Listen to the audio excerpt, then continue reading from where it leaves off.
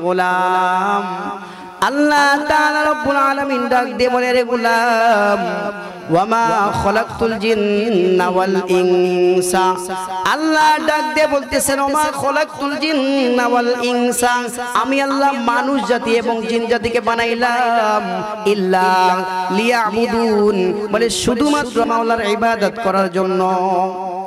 একটা বিষয় একটু বুঝবেন যে আল্লাহ আমাদেরকে বানাইছেন কিসের জন্য?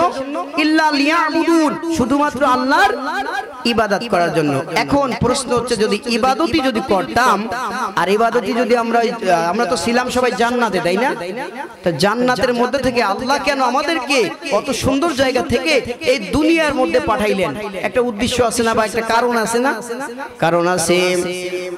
এই সিঙ্গিপাড়া স্কুলের মধ্যে একজন শিক্ষক ওইখানে দাঁড়াইয়া, একটু ভালো করে বুঝবেন বাজান, বলে সিঙ্গিপাড়া স্কুলের মধ্যে দাঁড়াইয়া এই প্রধান শিক্ষক প্রশ্ন করতেছে, ও আমার শিক্ষার্থীরা বলো তো এই গোপালগঞ্জ জেলা কোন বিভাগের মধ্যে অবস্থিত?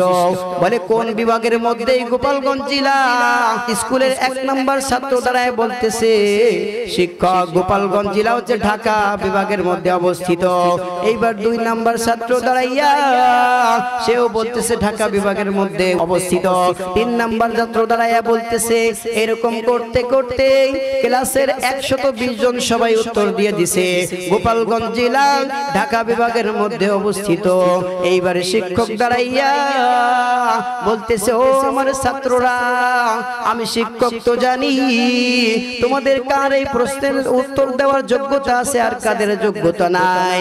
এই অনুযায়ী আমি শিক্ষক যদি এক দলকে ধইরা পাস করায়া দেই, আর এক দলকে ধইরা যদি ফেল করায়া দেই, তাহলে ফেল মার্কা ছাত্ররা আমি শিক্ষককে প্রশ্ন করতে থাকবা, বলতে থাকবা, এরে শিক্ষক আমরাও তো প্রশ্নের উত্তর দিলাম যে গোপালগঞ্জ জেলা ঢাকা বিভাগের মধ্যে অবস্থিত, তাহলে আমাদেরকে কেন ফেল করায়া দিলেন? বলে এই প্রশ্নের জন্য না করতে পারো, এই জন্য আমি শিক্ষক তোমাদের জন্য একটা পরীক্ষার হল ব্যবস্থা করতে চাই।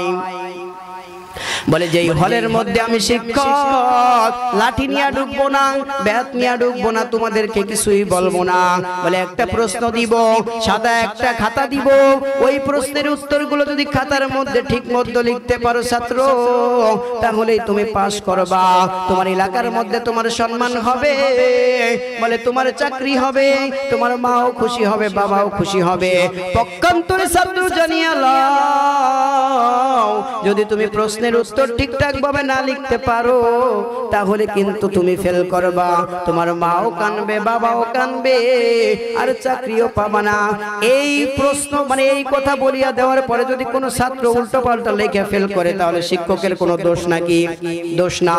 আল্লাহ তাআলা রব্বুল আলামিন রূহ জগতের মধ্যে বসে প্রশ্ন করছিল, আলাস্তু বিরাব্বিকুম, বলে সমস্ত রূহ জগৎ এক জায়গায়, আবু জাহেলের রূহ ওই জায়গায়, ফিরাউনের রূহ ওই জায়গায়, বলে কারণ হামান সবার রূহ ওই জায়গায়, খ্রিস্টানদের রূহ ওই জায়গায়, সবাইকে বসাইয়া রূহ জগতের মধ্যে প্রশ্ন করছে, আলাস্তু বিরাব্বিকুম, হে রূহ জগৎ বলো আমি কি তোমাদের প্রভু নই?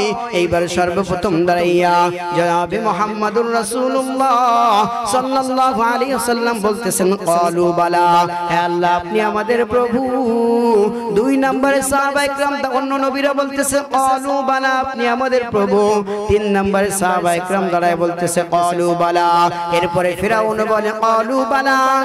এরপরে আবু জাহেল বলে, ক্বালু বালা। আল্লাহ তাআলা রব্বুল আলামিন ডাক দিয়ে বলতেছে, ওরে বান্দা, আমি যদি ফিরাউনকে জাহান্নামের ঘোষণা দিয়ে দেই, আমি তো জানি আমি প্রভুকে কে নিজের যোগ্যতায় প্রভু বলে স্বীকার করছো, আর কে স্বীকার করো নাই।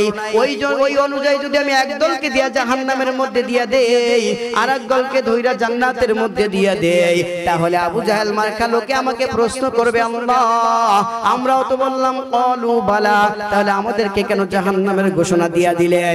এই প্রশ্ন যেন না করতে পারো, এই জন্য আমি আল্লাহ তাআলা রব্বুল আলামিন তোমাদের জন্য একটা পরীক্ষার হল ব্যবস্থা করতে চাই।